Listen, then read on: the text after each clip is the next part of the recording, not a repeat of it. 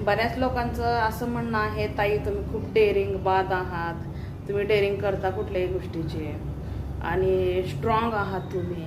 इंस्टाग्रामला, फेसबुकला बरेच लोक मला असं बोलतात आणि यूट्यूबला पण बोलतात. आपण जे बोलतो कुणाच्या दबावाखाली बोलत नाही आहे ना, आपण कुणाला घाबरत नाही आहे. दुसरी गोष्ट काय, कोणी काय आपलं घर चालवत नाही आहे, त्यामुळं की जेणेकरून आपण त्याला घाबरायला किंवा त्यांना घाबरायला आपलं आपलं आपण जगतोय. त्यामुळे लोकांना काय घाबरायचं आहे, कशासाठी घाबरायचं आहे? आपल्या पद्धतीनं जगण्यासाठी कुणाचा आधार किंवा सहारा किंवा कोण काय म्हणते ह्याच्यावर चालायचं नसतं. आपल्या मनाला काय पटतं आणि डोक्यात काय चालतं त्या हिशोबाने चालायचं असतं ती गोष्ट. म्हणून मी फक्त माझ्या मनाचा विचार करते आणि डोक्यात जे असतं ना तेच बोलते मी. बाकीचं दुसरं कुणाचं मला देणं घेणं नाही आहे. कुणाचं काय, कोण काय लायकीचे आहेत आपल्याला माहिती आहे, कुणाची लायकी आपल्या पुढं आहे ते पण माहिती आहे.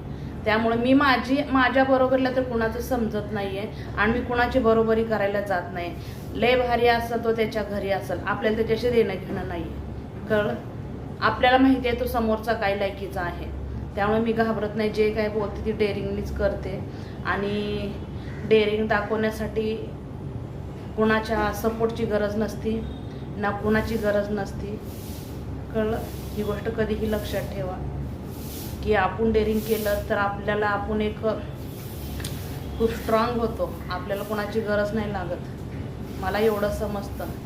नक्कीच सांगा कमेंट करून काय खरं आहे, काय किती खोटं आहे, किती खरं आहे.